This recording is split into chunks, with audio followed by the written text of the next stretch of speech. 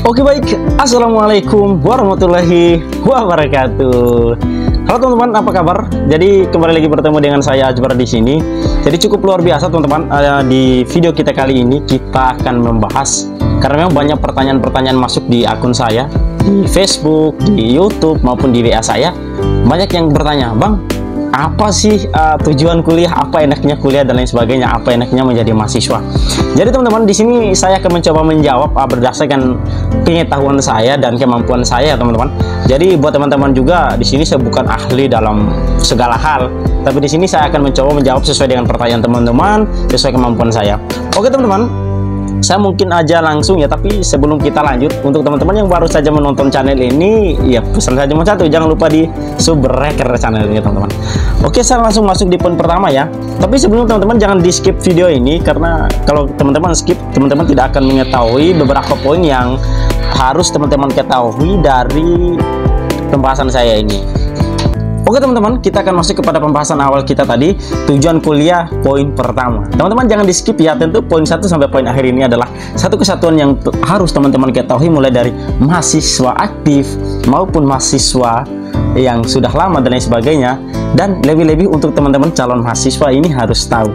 Poin pertama, tujuan kuliah itu adalah menambah pengetahuan dan wawasan kita. Mengapa demikian? Tentu ketika kita sudah masuk dalam perguruan tinggi, ketika sudah masuk dalam menjadi mahasiswa, banyak sesuatu hal yang sebelumnya tidak kita ketahui menjadi bisa kita ketahui, dan sesuatu hal yang belum pernah kita lihat dan lain sebagainya tentu kita akan lihat. Jadi tujuan kuliah ini yang pertama adalah menambah wawasan dan pengetahuan kita. Terus poin yang kedua teman-temanku sekalian, membuat kita lebih dewasa. Jadi tujuan kita kuliah, tujuan kita untuk menjadi mahasiswa ini adalah tidak lain dan tidak bukan untuk menambah kedewasaan kita.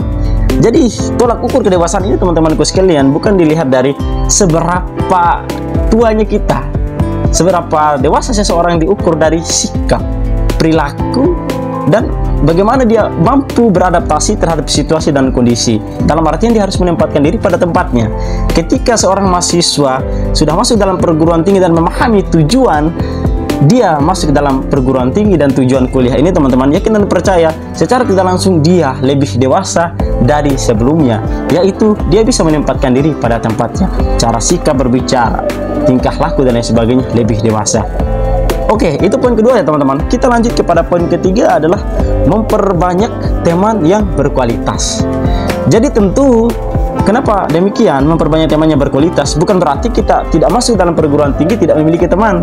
Tapi dalam hal ini poin penting adalah ketika kita masuk dalam perguruan tinggi, yaitu kita bisa mengenali orang-orang yang berpendidikan.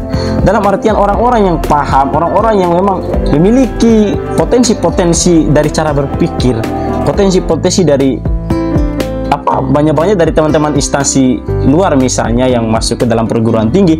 Tentu kita bisa akan mengambil contoh dari mereka. Walaupun kita tidak bisa menjadi seperti mereka, minimal kita bisa meneladani mereka, bisa mengambil contoh dari yang mereka lakukan. Misalnya begini teman-teman, saya bisa ibaratkan ketika kita berteman dengan penjual parfum.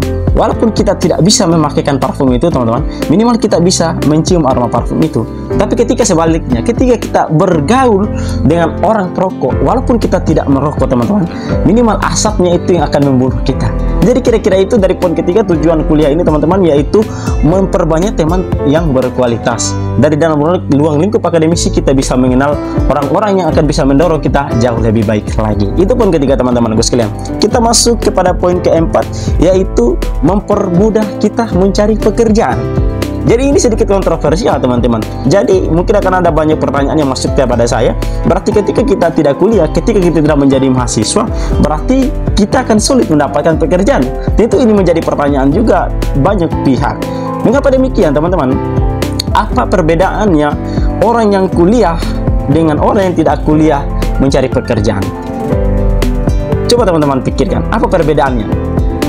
Tentu persoalan mencari pekerjaan ini teman-teman, semua orang bisa mencari pekerjaan. Namun dalam segi intelektual, segi pemahaman, tentu orang-orang yang memiliki ijazah ini lebih paham untuk mencari pekerjaan. Mereka tidak otodidak, tapi mereka sudah dibekali ilmu selama mereka duduk di dalam perguruan tinggi atau duduk di bangku kuliah itu. Jadi dalam pernyataan dan penyampaian saya ini adalah tujuan kuliah ini tadi, yang itu poin keempat, mempermudah kita untuk mencari pekerjaan ini. Ini bisa benar, ini bisa tidak benar. Karena tergantung dari kita, semua hal tergantung dari kita. Walaupun kita sudah sarjana S1, S2 maupun S3, ketika kita tidak memiliki kemampuan, ketika kita tidak memiliki kualitas dalam diri, akan percuma ijazah itu, teman-teman. Jadi poinnya di sini adalah tujuan kuliah yang poin keempat ini adalah tergantung diri kita masing-masing. Jadi teman-teman, saya masuk kepada poin kelima, meningkatkan harkat dan martabat keluarga di tengah masyarakat. Nah, ini poin yang cukup luar biasa juga yang harus kita tahu sebagai mahasiswa, sebagai orang yang ada dalam perguruan tinggi. Tentu ketika kita duduk di bangku kuliah, yaitu bukan hanya membawa eksistensi diri kita, melainkan kita membawa eksistensi orang tua, keluarga, dan para kerabat-kerabat kita.